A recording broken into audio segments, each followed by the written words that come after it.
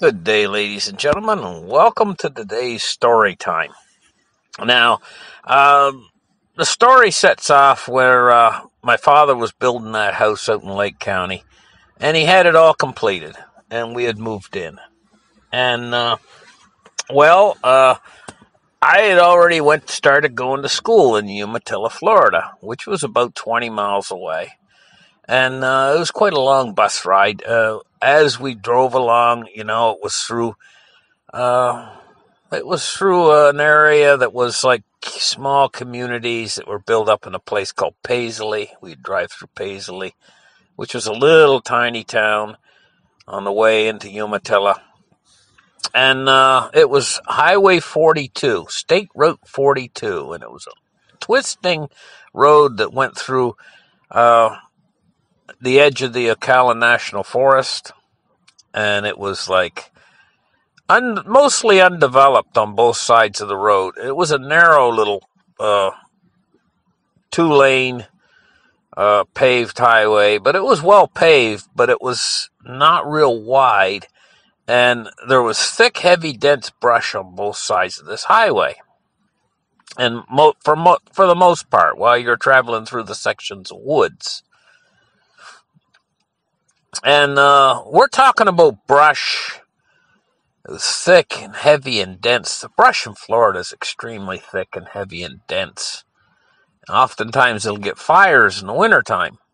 So anyway, I was at school one day, and way off in the distance, you could see that there's a fire going.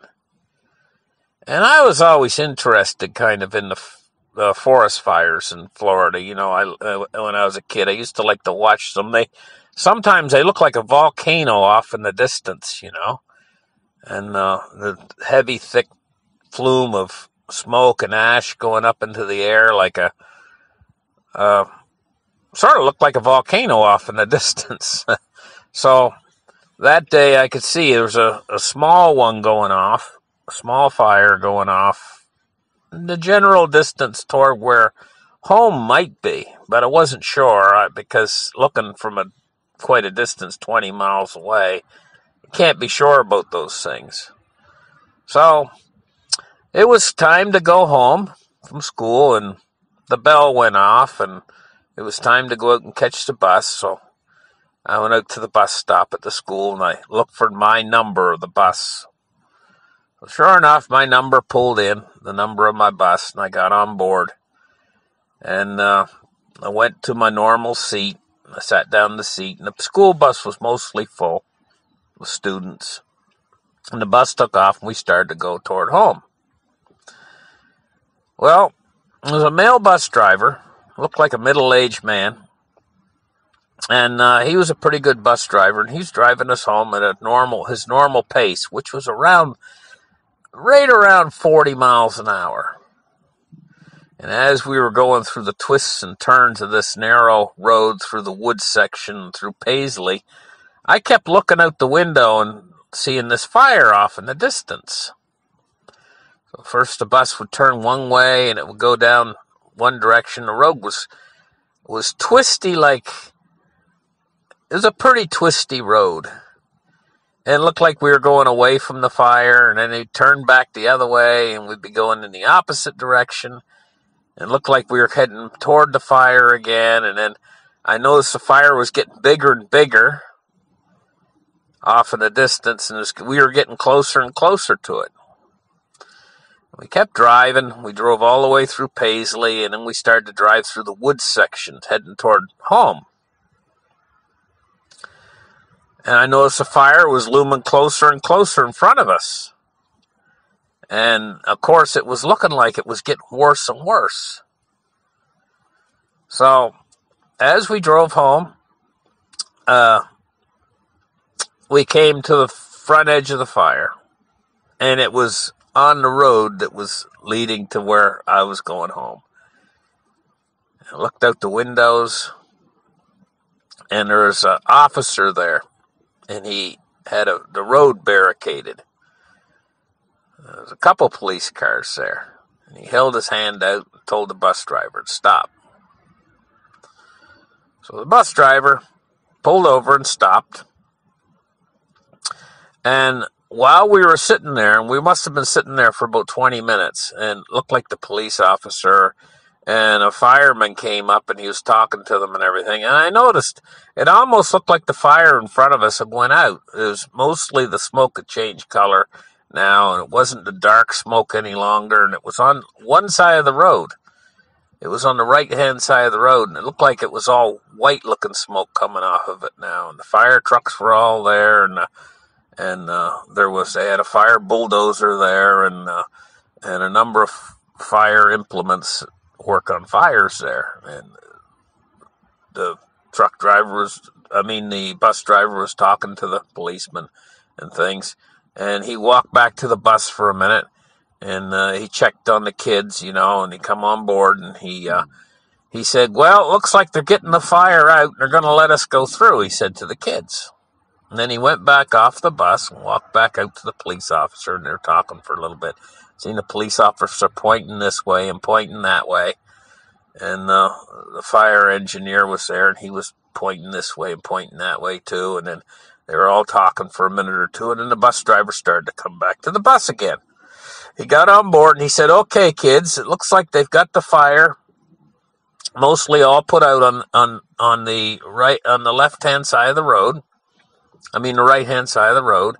He said, "We're going to be able to drive through and get you kids home," he said. So he sat down in this seat, and the police officer gave him the go-ahead to drive through, because they figured they had the fire out. So this fire in particular was stretched along 2.5 miles of the highway. It was a big fire, and it had a big front. And we're talking about maybe 20,000 acres was on fire. But they thought they had it contained and the prevailing winds of that particular day were blowing from right to left. So it was blowing it toward the highway, but they thought they had it contained on the right-hand side of the highway. So everything went well. The bus driver drove along for about a mile along, and we could see all the burned out on the right-hand side of the highway, all the burned out brush, and you could see it was still burning a little bit in places and stuff. But after we got about a mile down the road, the bus driver driving his normal pace, the wind started to whip up. And you could see the fire starting to cross the road in front of the bus.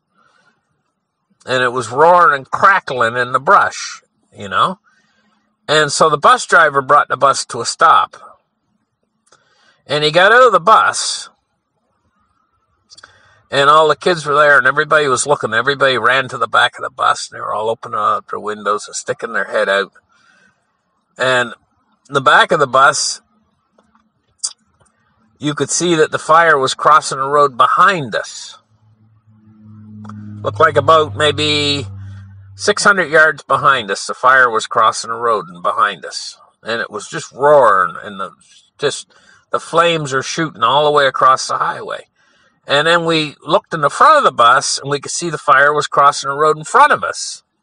And we could hear the fire roar up to intensity inside the woods to the right of us. It was still inside the woods, maybe 100 yards or 150 yards, and it was roaring up and heading toward us. So it had us boxed in. The bus driver couldn't go back because the fire was crossing the road behind him, and the fire was coming in, starting to cross the road in front of him, and it was in the woods to the right of us, maybe 150 yards deep in the woods, but it was crackling up and it was heading toward us.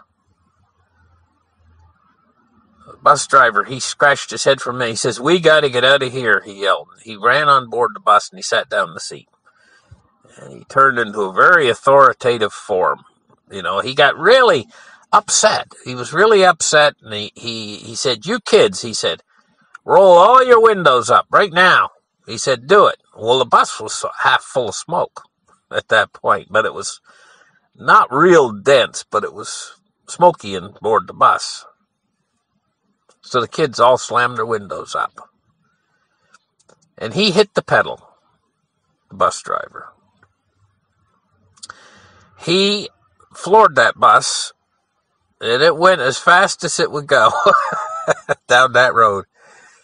And there was a wall of flames in front of us, crossing the road, the fire. He hit that wall of flames, and there was actually flames against the side of the bus, against the windows, as he roared through it. But it only lasted for about 4 seconds. And we came through it on the other side. We actually went through flames and came through it on the other side. And then the main part of that fire that was crossing the road was behind us. I'm going to tell you, that was pretty exciting because I didn't know that bus could go so fast. And he went through those flames so fast that it never even burnt the paint on the bus, even though the flames were licking against the side of the bus for about 4 seconds or 5 seconds. But it was very exciting driving through the fire. So I got home, and I was all like, I was only a little kid, back then thinking about it, but I was all hyped up. I ran inside the house. Mama, there's a fire just down the road. She says, I know. She says, I can see it from here. She says, and the fire was only maybe a half a mile away from our house at that point. It was roaring across the highway. On a 2-mile front, it was about a 2-mile size fire, 2 miles across one way and 2 miles across the other way, or maybe a little bit bigger than that. So anyway, during that day, the fire was moving in that direction, kind of a little bit away from us, our house, And so we were staying home watching it. And my mother and my father, and we could see it off. It was massive, the fire. And so nighttime come that night. And that fire made the sky glow orange like that night. The sky was all glowing orange. And in the early morning hours, there was no wind. And that fire started to spread out in every different direction. And it moved toward us, and it started to burn in around right up close to our house. And the smoke was in the air everywhere. And so my father got my mother out of bed, and he said, the fire's coming, we got to get out of here. And we all packed a few things in the car, and we got in the car, and we drove out.